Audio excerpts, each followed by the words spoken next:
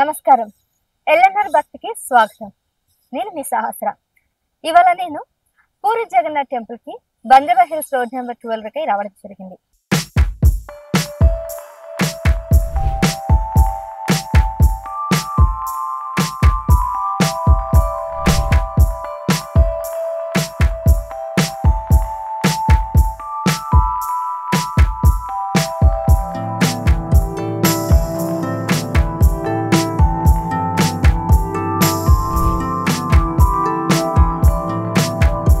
అయితే మీరు వెనక చూస్తున్న ఈ పూరి జగన్నాథ్ టెంపుల్ ఒడిశాలోని పూరి జగన్నాథ్ టెంపుల్ కి ఒక రెప్లికా, అంటే ప్రతిబింబం. అక్కడ ఒడిశా కమ్యూనిటీ వాళ్ళంతా కూడా హైదరాబాద్ లో 2009లో సేమ్ ఒడిశాలో ఏ విధంగా ఉందో అలాంటి పూరి జగన్నాథ్ ని ఇక్కడ హైదరాబాద్ లో నిర్మించాలని ఇక్కడ ఏర్పాటు చేయడం, కమ్యూనిటీ అంతా కూడా దీనికి ఓకే చెప్పడం వల్ల 2009లో ఈ నిర్మాణం ప్రారంభించారు. ఒడిశాలో ఏ విధంగా అయితే పూరి జగన్నాథ్ టెంపుల్ ఉంటుందో సేమ్ అదే విధంగా ఇక్కడ ఈ టెంపుల్ నిర్మించారు. అయితే మరి ఇక్కడ ఉన్నటువంటి ఈ టెంపుల్ యొక్క విశేషాలు ఎలా జరుగుతున్నాయి ఏంటి అన్నీ కూడా ఈ వీడియోలో తెలుసుకుందాం. నాతో పాటు వచ్చేసేయండి.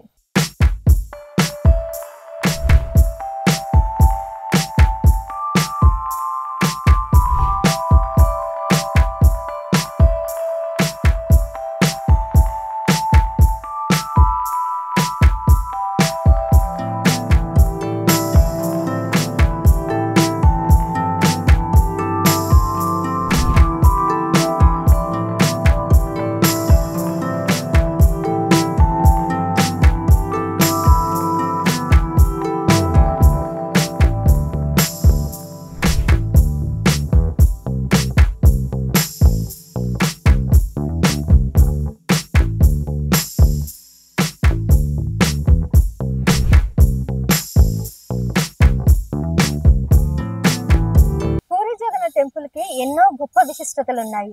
ఆ విశిష్టతలు ఒక్కొక్కటి చెప్తుంటే ఒక్కొక్క అద్భుతంగా ఉంటుంది. ఆ విశిష్టతలు అన్ని చెప్తాను. అయితే ఇక్కడ హైదరాబాద్ లో ఉన్న ఈ పూరి జగన్నాథ్ యొక్క గొప్ప విషయాలు కూడా చెప్పుకుందాం. ముఖ్యంగా మీరు చూస్తున్నటువంటి ఈ ప్రాంతం అంతా కూడా చాలా ఆహ్లాదకరంగా పచ్చదనంతో నిండి ఉంది. సో ఎవరైతే భక్తులు చూడడానికి వచ్చినటువంటి సందర్శకులందరినీ కూడా ఇక్కడ కూర్చోడానికి వీలుగా కల్పించే విధంగా కమ్యూనిటీ వాళ్ళంతా ఇక్కడ చైర్స్ ఏర్పాటు చేశారు. అంతేకాకుండా చుట్టుపక్కలంతా గ్రీనరీ, చాలా నీట్నెస్ ని కూడా మెయింటైన్ చేస్తూ ఉంటారు. సో ఒడియా కమ్యూనిటీ నీట్నెస్ లో ఎంత పద్ధతిగా ఉంటారో చూపించడానికి ఈ విధంగా ఇక్కడ పర్యావరణాన్ని బాగా పరిరక్షిస్తూ చాలా అందంగా నీట్గా ఏర్పాటు చేయడం అయితే జరిగింది.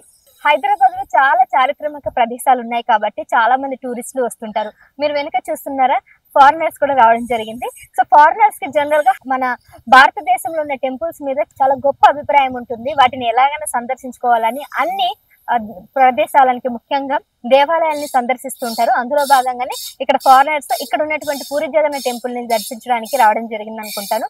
సో వీళ్ళంతా కూడా కొద్దిగా భక్తి పారవస్యంతో చాలా ట్రెడిషనల్ గా మన హిందూ సాంప్రదాయం ప్రకారం ఒక వెస్టర్న్ కాకుండా ట్రెడిషనల్ డ్రెస్ తో సాంప్రదాయమైన దుస్తులతో ఇక్కడ సందర్శించడానికి ఫారినర్స్ కూడా ఈ టెంపుల్ ని దర్శించడానికి వచ్చారు.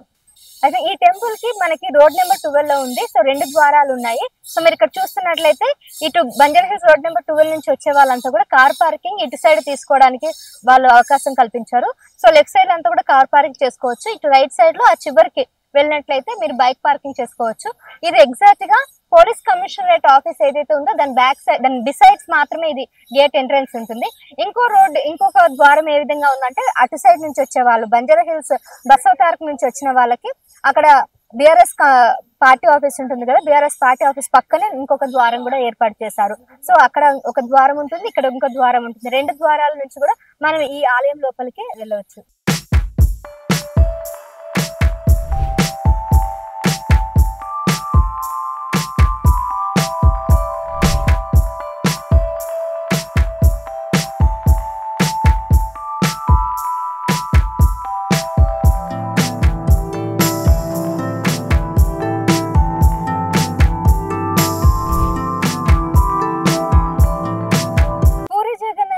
ద్వారం బయట ఉన్నటువంటి ఈ గోడ చూసినట్లయితే చాలా ముచ్చటగా అనిపిస్తుంది. ముఖ్యంగా మీకు కనిపించే విగ్రహాలన్నీ కూడా మహావిష్ణు అవతారాలు. ముఖ్యంగా శ్రీకృష్ణకి సంబంధించినటువంటి ఆయన బాల్యంలో జరిగినటువంటి సందర్భాలన్నీ కూడా వాళ్ళు స్మరిస్తూ కూడా ఇటువంటి ఏర్పాట్లు చేశారు.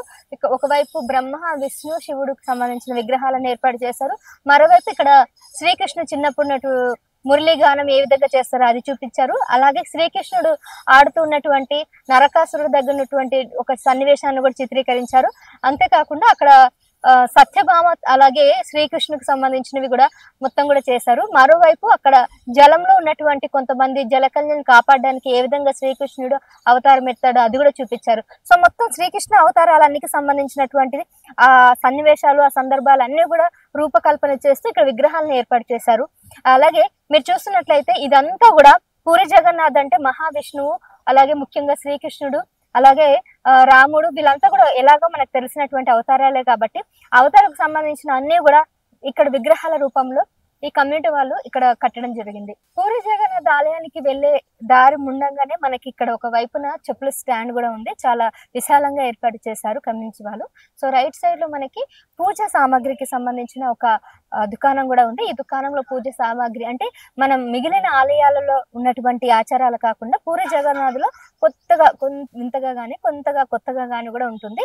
సో ఆ విధంగా వాళ్ళ ఆలయానికి సంబంధించినటువంటి ఆచారాలు ఎట్లా ఉంటాయో వాటికి సంబంధించిన పూజ సామాగ్రి ఇక్కడ ఈ దుకాణంలో అయితే లభిస్తాయి అనమాట. సో అటుపక్కన మనకు కొబ్బరికాయ, అదేవిధంగా పూలదండ అవన్నీ కూడా ఉంటాయి. సో కొబ్బరికాయ కొట్టే వాళ్ళు అక్కడ ఆ కొబ్బరికాయని తీసుకొని అలాగే ఒత్తులు ఏవైతే ఉంటాయో 101 ఒత్తులు మొత్తం కూడా ఉంది, అవి కూడా తీసుకొని ఇక్కడ దీపారాధన చేసుకోవచ్చు. శ్రీకృష్ణుడికి అతి ప్రీతిమైంది నెమలిక. సో నెమలికని ప్రతీకగా వాళ్ళు ఎక్కువగా ఇక్కడ అన్ని షాప్ లో కూడా నెమలికలకు సంబంధించిన ఒక చిన్న స్టాండ్ అయితే ఇవ్వడం జరుగుతుంది.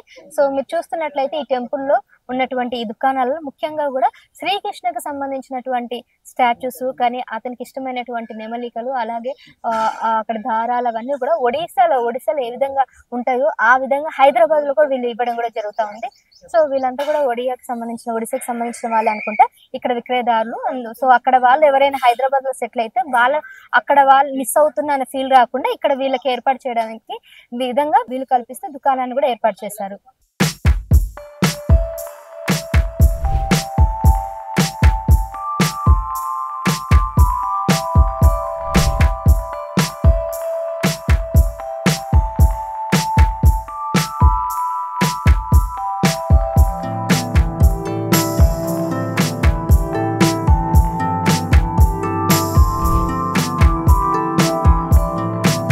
నేను చెప్పాను కదా, సో ఇక్కడ ఉన్నటువంటి విగ్రహాలు అన్ని చూస్తూ కూడా పూర్వంలో జరిగినటువంటి కథల ఇతిహాసాల ప్రకారం ఇక్కడ ఈ విగ్రహాలను ఏర్పాటు చేశారు.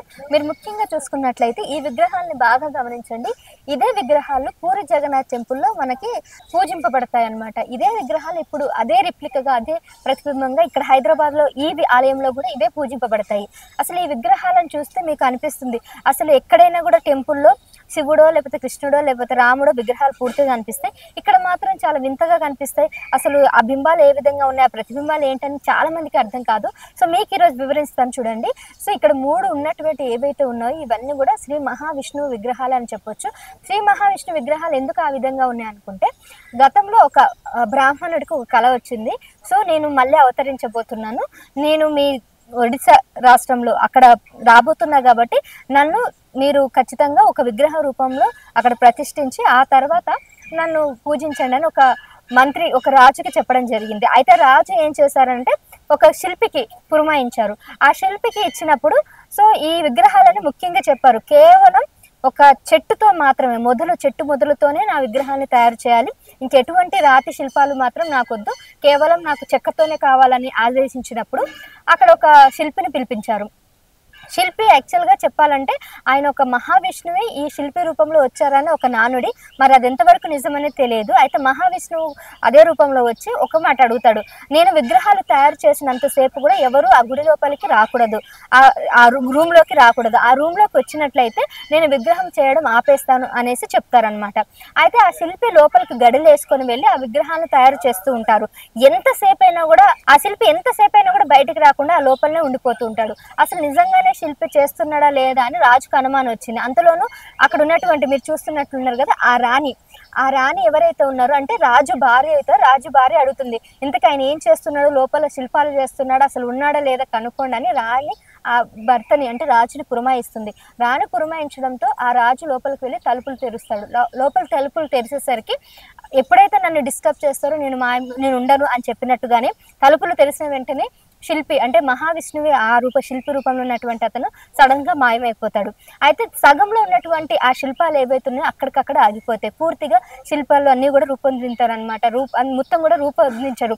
సగంలోనే ఆగిపోవడం వల్ల మీకు ఆ శిల్పాలు అలాగే ఉంటాయి. మీరు గమనించినట్లయితే చేతులు కూడా పూర్తిగా కూడా చెక్కకుండానే సగం చేతులే ఉంటాయి. కింద కాలు కూడా పూర్తిగా చెక్కకుండానే ఒక చిన్న దిమ్మలాగా ఉంటుంది. అండ్ అలాగే తలకి కూడా కిరీటాలు ఉండవు, హెయిర్ ఉండదు, అసలు ఏముండవు. ఆ శిల్పాలంతా కూడా పూర్తిగా నిర్మించకుండానే సగంలోనే ఆగిపోతాయి. అప్పటి నుంచి కూడా ఆ సగంలో ఆగిపోయినటువంటి పూజలకే ఆ రాజు పూజించడం జరుగుతుంది. ఎందుకంటే అప్పుడే కళ్ళు తెరుచుకొని అయ్యో నేను ఎంత పొరపాటు చేశాను, సాక్షాత్తు మహావిష్ణువే ఈ రూపంలో వచ్చి రూపకల్పన చేస్తున్నప్పుడు నిర్మిస్తున్నప్పుడు నేను ఎంత పొరపాటు చేశాను అనేసి ఇంకా ఆ సగం చేసినటువంటి మహావిష్ణువు చేసినటువంటి ఆ విగ్రహాలని అప్పటి నుంచి రాజు పూజిస్తూ ఉంటాడు. అవి కూడా వేప చెట్టుతోనే అవి శిల్పాలు తయారు చేస్తారు కాబట్టి వేప చెట్టు మొదలతో తయారు చేసినటువంటి ఆ విగ్రహాలని పూరి జగన్నాథ్ టెంపుల్కి ఇప్పటికి కూడా పూజలు అందుకుంటూ ఉన్నాయి. అవే శిల్పాలు ఇప్పుడు ఇక్కడ ఉన్నటువంటి ఈ ఆలయంలో ఉన్నాయి. అలాగే చాలా మంది ఇళ్లలో ఒడిశా ప్రాంతానికి చెందిన ఇంట్లో సేమ్ అలాంటి విగ్రహాలనే పూజిస్తూ ఉంటారు. ఈ ఆలయ ముఖద్వారం గుండా ఉన్నటువంటి ఈ ప్లేసే ముఖ్యంగా మనకు కొబ్బరికాయలు కొట్టుకోవడానికి వీలుగా కల్పించారు. సో ఎవరైనా భక్తులు కొబ్బరికాయలు కొట్టాలంటే లోపల కొట్టడానికి వీలు లేదు, ఖచ్చితంగా బయటనే కొబ్బరికాయలు కొట్టాలి. మీరు ఇక్కడ చూస్తున్నారు కదా, ఇవే విగ్రహాలు. నేను ఇందాక చెప్పిన కథ ప్రకారము ఈ విగ్రహాలు కూడా కేవలం వేప చెక్కుతో తయారు చేసినటువంటి విగ్రహాలనే పూజిస్తూ ఉంటారు. అవి కూడా సగం చెక్కినటువంటి విగ్రహాలు. అందులోనూ 2 చెక్కలకి చేతులు ఉండవు, సగం చేతులే ఉంటాయి. అసలు కాళ్ళు అసలుకే ఉండవు. మొహం కూడా సగం చెక్కనట్టుగా ఉంటుంది. సో ఈ విధంగా ఆ వాటికే రంగులు దిద్ది ఆ విధంగా పూజలు చేస్తూ ఉంటారు. సేమ్ అదే విగ్రహం ఇక్కడ కూడా పెట్టారు. ఇక్కడ ఉన్నటువంటి ఈ ప్లేస్ లో కొబ్బరికాయలు కొట్టొచ్చు.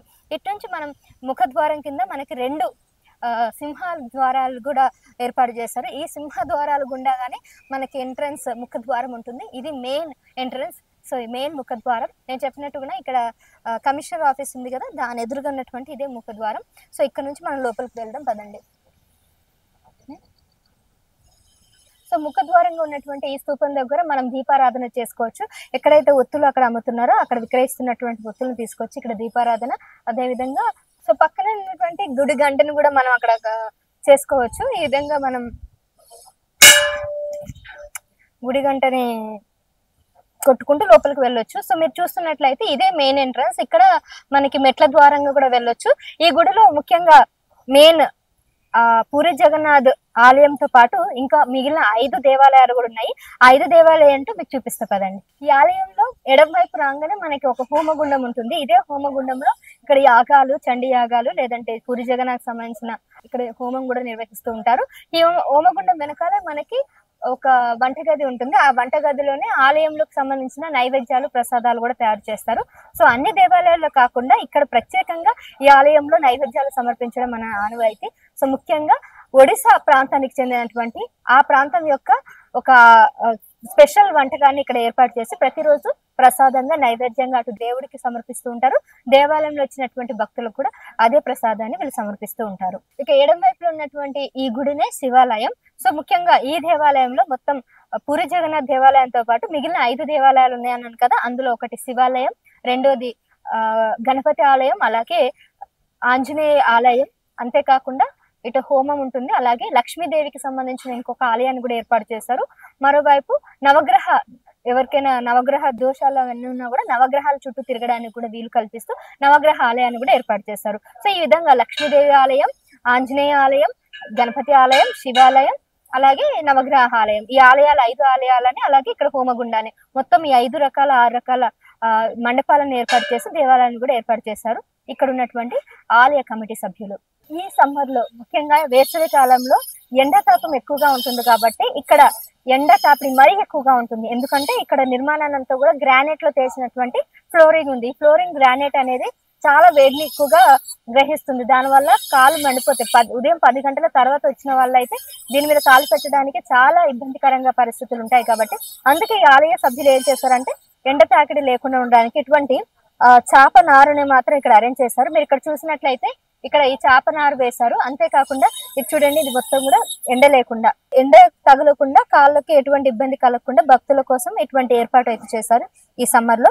అలాగే ఇక్కడ పైన చూసినట్లయితే మీకు టెంట్ కూడా ఏర్పాటు చేశారు. సో ఎండ తగలకుండా ఉండడానికి, అంటే సాయంత్రం 5 అయినా కూడా ఎండ ఎక్కువగా ఉంటుంది కాబట్టి సో ఎండ నుంచి వచ్చిన వాళ్ళకి ఎవరికైనా తాపిడికి ఇబ్బందికరంగా ఉంటుందని చెప్పేసి ఇక్కడ టెంట్ కూడా ఏర్పాటు చేస్తారు. భక్తులందరూ కూడా సౌకర్యార్థం కూడా సో నీడలో కూర్చోవడానికి భక్తులు ఎవరైనా అక్కడ దర్శనం చేసుకొచ్చిన తర్వాత ఇక్కడ కూర్చోవడానికి ఇట్లా విధంగా ఏర్పాటు చేశారు. ఏ గుడిలైనా కూడా ఇట్లా ఓపెన్ టెర్రస్ ఉండదు, మొత్తం కూడా కవరింగ్ ఉంటుంది కాబట్టి సో ఆలయం లోపలికి వెళ్ళిన వాళ్ళకి ఎవరికి ఎక్కువ ఇబ్బందులు ఉండదు. కానీ ఈ ఆలయం చాలా ఓపెన్ ప్లేస్ లో కట్టారు. సో దానివల్ల ఓపెన్ ప్లేస్ లో కట్టడం వల్ల ఎండ తాకిడి ఎక్కువగా ఉంటుంది కాబట్టి వాళ్ళకి ఇంకా ఇబ్బంది కలగకుండా ఉండడానికి ఈ విధమైనటువంటి ఏర్పాట్లు చేశారు. సో చాలా అద్భుతంగా, చాలా పద్ధతిగా కూడా ఈ కమిటీ సభ్యులు, ఆలయ కమిటీ సభ్యులు కూడా చాలా అన్ని ప్రికాషన్స్ ని కూడా తీసుకుంటూ జాగ్రత్తలు వహిస్తున్నారు. పూరి జగన్నాథ్ ఆలయానికి ఒక ప్రత్యేకత ఉంది. మీరు చూస్తున్నట్లయితే ఒడిశాలో ఉన్నటువంటి పూరి జగన్నాథ్ ఆలయంలో మొత్తం కూడా ఒక రెడ్ కలర్ లో ఆ విగ్రహం గానీ లేదంటే అక్కడ ఉన్నటువంటి ఆలయం కూడా రెడ్ కలర్ లో కనిపిస్తూ ఉంటుంది. సేమ్ అదే ప్రతిబింబాన్ని, అదే రిప్లికని ఇక్కడ హైదరాబాద్ లో కూడా ఏర్పాటు చేశారు. అయితే ఇలా ఎర్రగా ఎలా వచ్చిందబ్బా, అసలు గుళ్ళన్నీ కూడా మన హైదరాబాద్ లో లేదంటే సౌత్ ఇండియన్ లో చాలా వరకు గుళ్ళన్నీ కూడా గ్రే కలర్ లో లేదంటే బ్లాక్ కలర్ లో లేదంటే ఇంకా వేరే రంగుల్లో ఉంటుంది. కానీ మొత్తం విగ్రహం మొత్తం లేదంటే గుడి మొత్తం కూడా రెడ్ కలర్ లో రావడం అనేది చాలా మందికి వచ్చినటువంటి అనుమానమే కదా. మరి ఈ రోజు మీ అనుమానం నివృత్తి చేస్తాను. ఈ అనుమానం ఎందుకు వచ్చింది రెడ్ కలర్ లో అంటే, ముఖ్యంగా అక్కడ పూరి జగన్నాథ్ టెంపుల్ నిర్మించేటప్పుడు ఒడిశాలోని ఒక రెడ్ శాండ్ ని వినియోగించారనమాట. ఆ రెడ్ శాండ్ ని వినియోగించి అక్కడ ఉన్నటువంటి ఆలయాన్ని మొత్తం కూడా వాళ్ళు నిర్మించడం జరిగింది. సేమ్ అదే అక్కడ ఉన్నటువంటి ఆ ఒడిశా ఆలయం యొక్క మెయిన్ మేనేజ్మెంట్ ఇక్కడ హైదరాబాద్ లో కూడా నిర్మించారు కదా, వాళ్ళ ఒడియా కమ్యూనిటీ కోసం నిర్మించినటువంటి ఆలయం కాబట్టి ఒడిశా నుంచి ప్రత్యేకంగా రెడ్ శాండ్ ని దిగుమతి చేసుకున్నారు. ఆ రెడ్ శాండ్ ని ఇక్కడ దిగుమతి చేసుకొని అదే రెడ్ శాండ్ తోని ఇక్కడ ఈ ఆలయాన్ని నిర్మించడం జరిగింది.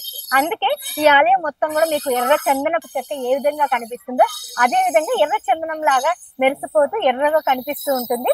సో ఎర్ర శాండ్ వల్ల ఈ విధంగా రెడ్ కలర్ లో ఈ పూరి జగన్నాథ్ టెంపుల్ అనేది మనకు కనిపిస్తూ ఉంటుంది.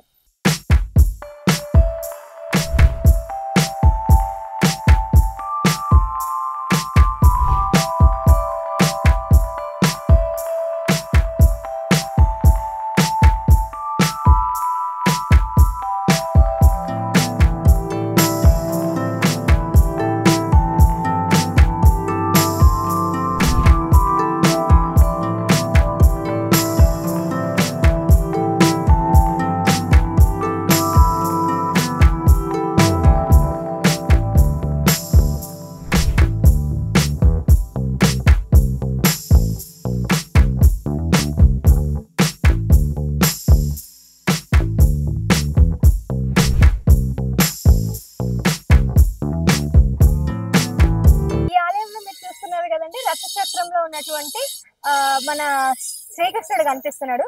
శ్రీకృష్ణుడు ఇక్కడ గుర్రాలని తోలుతూ మనకి ఇక్కడ ఉన్నటువంటి అర్జునుడు ఇక్కడ ఉన్నాడు. ఇక్కడ సింబాలిక్ గా ఇది ఎందుకు పెట్టారంటే ఎవ్రీ ఇయర్ ప్రతి సంవత్సరం కూడా పూరి జగన్నాథులు రథచక్రం అనేది నిర్వహిస్తారు. అంగరంగ వైభవంగా రథచక్రం ఉత్సవం కూడా నిర్వహిస్తారు ఉంటారు.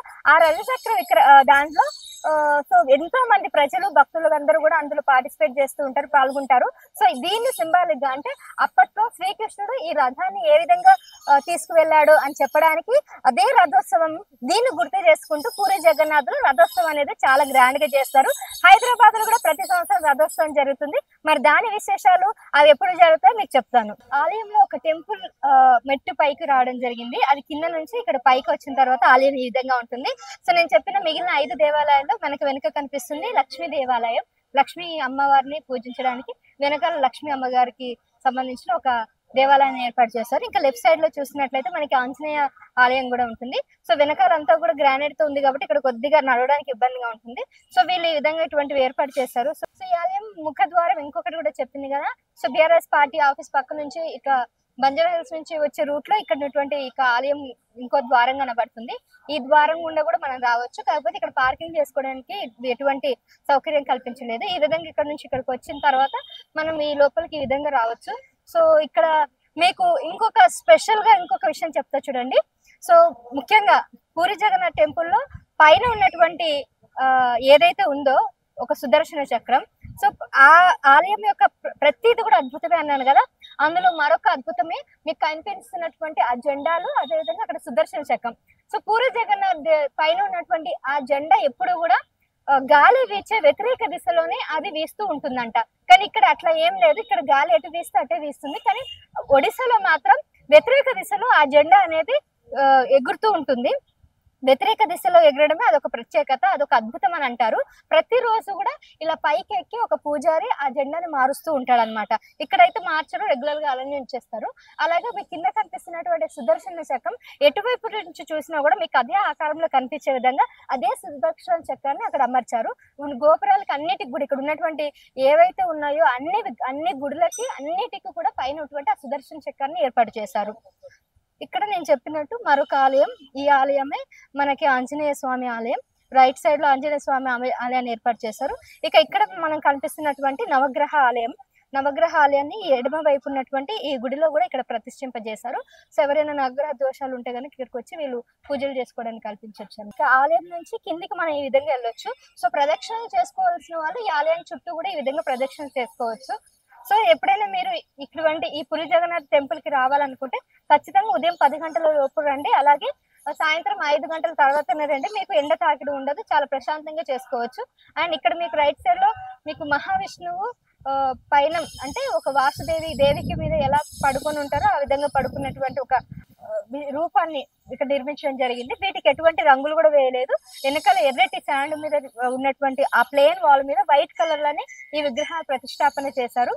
మీకు అక్కడ ఆంజనేయ స్వామి ఉంటుంది, లక్ష్మీదేవి, శ్రీ మహావిష్ణువు, అలాగే ఇక్కడ నారద మహర్షి, తంబూర ఇవన్నీ కూడా ఉన్నారనమాట. సో ప్రతి కళాఖండాలన్నీ కూడా మన ఇతిహాసాలని, మన పురాణాలని చూపించే విధంగా అన్ని కూడా ఏర్పాటు చేయడం అనేది చాలా చాలా అద్భుతం అని చెప్పాలి. ఇక్కడ ఉన్నటువంటి అన్ని అవతారాలు కూడా, ఇది మత్స్య అవతారం కూడా ఉంది మనకి, వామన అవతారం, తర్వాత మత్స్య అవతారం, తర్వాత ఇక్కడ తాంబేలు, సో తాంబేలు అవతారం కూడా ఉంది, అలాగే కూర్మ అవతారం కూడా ఉంది, అలాగే నరసింహస్వామి అవతారం, ఆ చివరిలో కనిపించేది మనకి వామన అవతారం. సో దశావతారాలన్నీ కూడా ఇటు సైడ్ రైట్ సైడ్ లో ఉన్నటువంటి ఈ కాంపౌండ్ వాళ్ళకి వీళ్ళు ఏర్పాటు చేశారు. ఈ ఆలయానికి పైకి వెళ్ళడానికి ఈ విధంగా మెట్లు ఏర్పాటు చేశారు. సో మనకి ఇక్కడ ఈ విధంగా వెళ్ళొచ్చు, లేదంటే కూడా ఇది ఎంట్రీ వెళ్ళొచ్చు, తర్వాత ఇక్కడ నుంచి ఎగ్జిట్ కూడా రావచ్చు. సో చాలా ఎండ ఉంది కాబట్టి ఇక్కడ కొద్ది కష్టంగానే ఉంది. పైగా ఈ రోజు ఎక్కువ ఒడిశాకి సంబంధించిన వాళ్ళే రావడం జరిగింది. ఒడిశా వాళ్ళంతా కూడా ఎక్కువగా ఇక్కడికి వస్తూ ఉంటారు. వాళ్ళకి ఇష్టమైనటువంటి దేవాలయం కాబట్టి ప్రతి వారం శని ఆదివారాల్లో మాత్రం ఎక్కువగా తాకిడి ఉంటుంది, భక్తుల తాటి ఒడిశాకి సంబంధించిన వాళ్ళు ఎక్కువగా వస్తూ ఉంటారు. పూరి జగన్నాథ్ ఆలయంలో ఇంకా చాలా ప్రత్యేకతలు ఉన్నాయని చెప్పాను కదా. సో అక్కడ సుదర్శన చక్రం, అలాగే కపిల జెండాకు సంబంధించింది వ్యతిరేక దిశలో ఉంటుంది. అలాగే అక్కడ ఉన్నటువంటి ఈ ఆలయానికి నీడ, అంటే ఇప్పుడు ఈ రోజు అయితే ఇక్కడ ఈ ఆలయానికి నీడ ఉంటుంది, కానీ అక్కడ ఒడిశాలో ఉన్నటువంటి ఆలయానికి నీడ అనేది మనకి కనిపించదంట. అది ఒక అద్భుతం. అక్కడ వండినటువంటి ప్రసాదాలు ఏ ఒక్క రోజు కూడా వేస్ట్ కాకుండా, వృధా కాకుండా ప్రతి ఒక్కరు కూడా దాన్ని ఆరగిస్తారు. మరొక విషయం ఏంటంటే అక్కడ ఉన్నటువంటి ఆ ప్రసాదాలని చాలా వినూత్న పద్ధతిలో, ముఖ్యంగా పూజారులంతా కూడా చాలా వినూత్న పద్ధతిలో ఆ వంటకాలను, ప్రసాదాలను తయారు చేస్తూ ఉంటారు. ఆ ప్రసాదాల యొక్క గొప్పతనం, అది తిన్న తర్వాత ఆ రుచి అనేది ఎక్కడ కూడా రాదనమాట. సేమ్ అదే విధంగా అటువంటి ప్రసాదాలను ఇక్కడ తయారు చేయడానికి ఆ ఒడియా కమిటీకి సంబంధించిన వాళ్ళంతా కూడా ఇక్కడ పూజారులను ఇక్కడ నియమించారు. వాళ్ళు ఆ విధంగానే తయారు చేస్తూ ఉంటారు. ఇంకా అక్కడ తీర ప్రాంతంలో ఉన్నటువంటి ఆ గుడి కాబట్టి ఆ నీడ కూడా పడకుండా ఉండడానికి, అలాగే ఆ సముద్రం ఎప్పుడు కూడా ఉప్పొంగకుండా అక్కడ ఉన్నటువంటి ప్రజల్ని కాపాడడానికి, ఆ సముద్రంలో ఎటువంటి ఇబ్బందులు అంటే సునామీలు అది రాకుండా ఉండడానికి అక్కడ పూరి జగన్నాథ్ ఆలయము నిర్మించబడింది అనేది ఒక వినికిడి. సో ఇది పురాణాల ప్రకారం చెప్తున్న ప్రకారం ఒడిశా ప్రాంతాన్ని కాపాడడానికి పూరి జగన్నాథ్ రూపంలో మహావిష్ణువే అవతారంలో అక్కడ వెలిచినటువంటి ఆ స్వామి మరొకసారి మన హైదరాబాద్ ప్రజల కోసం ఇక్కడ ఈ పూరి జగన్నాథ్ గా ఇక్కడ వెలిచాడు.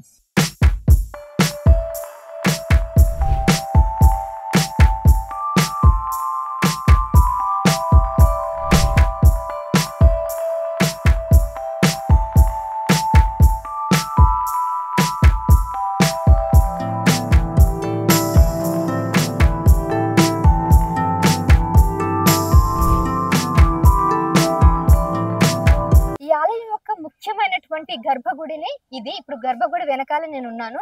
సో ఈ గర్భగుడిలోనే ముగ్గురు దేవుళ్ళు కూడా పూజలు అందుకుంటున్నారు. ఇంతకీ ఆ ముగ్గురు దేవుళ్ళు ఎవరు, అసలు గర్భగుడిలో ఇంతకీ ఏ దేవుడు పూజలు అందుకుంటున్నారు. అసలు పూరి జగన్నాథుడు ఎవరు అనేది చాలా మందికి ఎంతసేపు ఆ మహా అవతారం శ్రీ మహావిష్ణువు అవతారం శ్రీకృష్ణుడు అని అంటారు కానీ పూర్తిగా చాలా మందికి తెలియదు. సో ఈ రోజు మీకు చెప్తున్నా చూడండి, ఈ గర్భగుడిలో ఉన్నటువంటి ఆ 3 విగ్రహాలు, ఇందాక ఒక కథ చెప్పాను కదా, అసంతృప్తిగా ఉన్నటువంటి ఆ చెక్కల శిల్పాలు ఏవైతే ఉన్నాయో అందులో మొదటిది మహావిష్ణువు, రెండోది బలరాముడు, మధ్యలో ఉన్నట్టుది సుభద్రదేవి.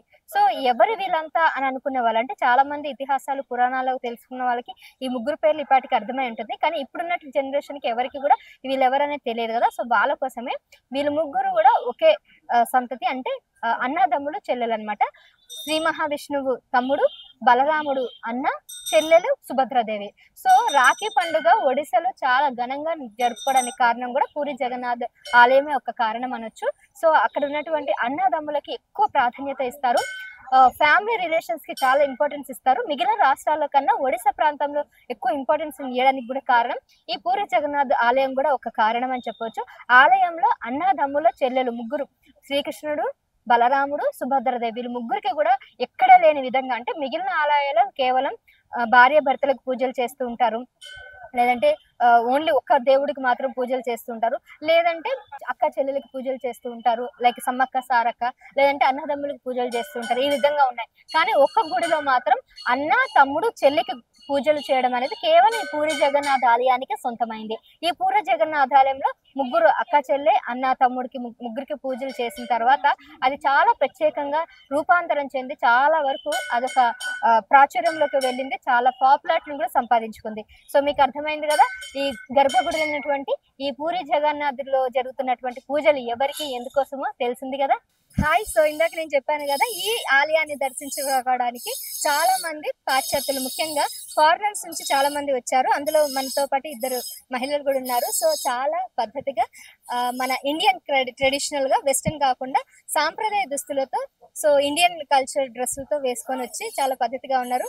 మరి వాళ్ళకి ఎలా అనిపించింది ఏంటో వాళ్ళని అడిగి తెలుసుకుందాం. Hi. Hello. How are you? Good. What's your name? Nicole. Nicole. Your name? Rose. I'm sorry? Rose. Rose. So you're from The USA. USA. You're also USA? Yes, from Detroit, Michigan. So, Michigan. Okay. You both are sisters? she's my mom. Oh my god. I'm sorry. Your mom and his daughter. Wow, you look so young and you're Did anybody told before? No, I've never been accused of being her sister. She's been accused of being my grandmother. They call me. Great. So this is the first time you visited in India? Yes, this is our first time to Hyderabad in India. Yes. Okay, sir. So which places have you visited before? So yesterday we went to the old city, Old city, Hyderabad, Charminar. Charminar, and we also went to the Birla Temple. Oh, Birla Temple also you visited? Okay. And then the lake, the Lumina Park. And Necklace Road. And Necklace Road, yes. Necklace Road. But everything yesterday was Old City, and then today is Temple. Yeah, that's here. And then Gokanda Fort. Yeah, it's our plan for the afternoon. So Okay. So yesterday you went to Birla Temple and also Necklace Road, and this is today this temple. yes. And which places more you have visited? So we've only been. This is only our 3rd day here. So Oh, this is the third time. So This is the first time. Have you ever before? I mean, like earlier, last year, 2 years. oh, this is our first time to India.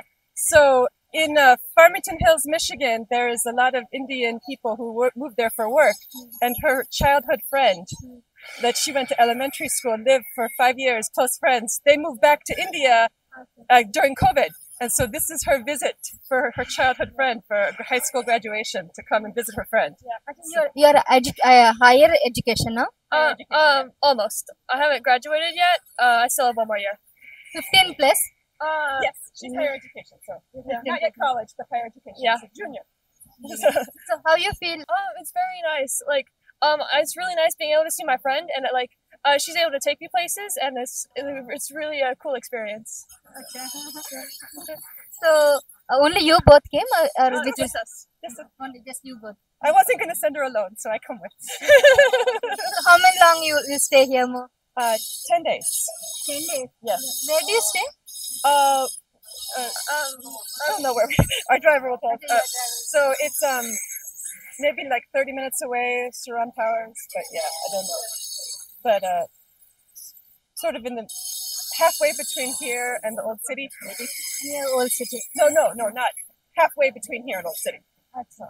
So have you visited in North India, like Delhi, Bombay, Kolkata? No, this is our Hyderabad. Directly you landed on the directly in Hyderabad. Directly in That's Hyderabad. great. That's a And great. so we are touring Hyderabad. We went to the mall. We went to the old city. Now we do the temples. We'll go watch a movie. So that's the plan. And then we will also visit Jaipur. So yeah. Actually, we also very, proud to see you that people are coming to Hyderabad. And have you visited High Tech City? We drove through it. We just drove. You go once to High Tech City, you feel that it's like American, you know. I took a picture of the IKEA. Very American. That people are telling that's mini America here. Very much mini America, except for all the same shops, all the same signs, bigger, more dense. There's more people here. So it's like America, but bigger. The buildings are bigger. The malls are bigger. The streets are close, more cars. But this high city felt the most like America compared to old city. So how is US now? Actually, now Trump came now, Donald Trump. Nowadays, Trump is not allowing Indians to come there. So we are actually very bad to that. He closed it? Yeah, that the Yesterday? visas are not giving Oh, properly. okay. And he's not allowing to all the Indians to stay over there. All Indians are coming back to India. Unfortunately, I do not approve of all of the. I work at a university, and so I have a lot of international professors and international students, and many of them are in America with green cards or citizenship, and their children are citizens, and it makes travel home difficult if they cannot go home. And many of our students in Michigan are from all over the world. The automobile industry is global. So we have lots of 44 languages are spoken in her school. In your school, 44 languages. Yeah, my elementary school had more, but I don't remember the number.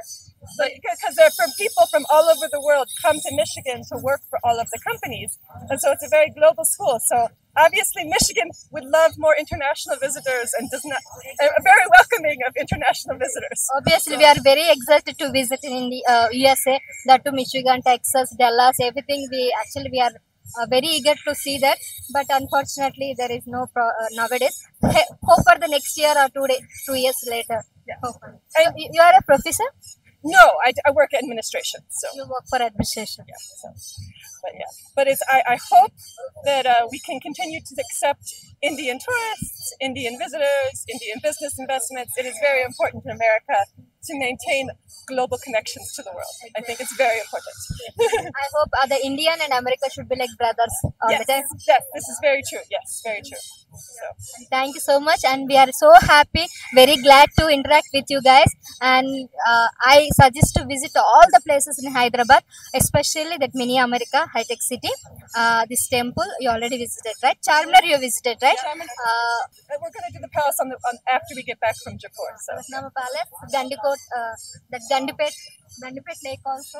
so yeah, they're taking us around, and her friend is in school today. Must do your classes and do exams, but next week she will get to skip some classes and go with Next us. year you'll come again. Yes. So You have only one daughter? I have 3 children, 3 but the little one and college one. So in college one. She is the elder one. middle. Your middle. Yeah, and it is her friend that we are visiting. So Yeah. she gets. Yeah, I promised her in 2020 when her friend moved away. I say, if you keep in touch and you get a job and earn money for ticket, I will take you to India to visit when you get done in high school. And she. Be careful about what you promise your children, because they will keep in touch and they will find the money, and then they're like, okay, to India we go. Yeah, it's like I had to pay for everything, and then You had to pay for your ticket. I paid for my ticket and everything. you weren't supposed to originally come. It was only going to be me. She wanted me to put her on the plane and say, bye-bye, have It fun. would have worked. It would have been fine. International, 30 hours, no problem, 17. But I say no, I come. But she's having fun and goes out with her friend in the evenings. And then when her friend is done with her exams, she will come with her to... This to- January. No, she has one more year for full exams. Next year for the next year. So they will have fun. So. Anyways, thank you and all the best for your exams. And thank you so much. We are so happy. Thank you.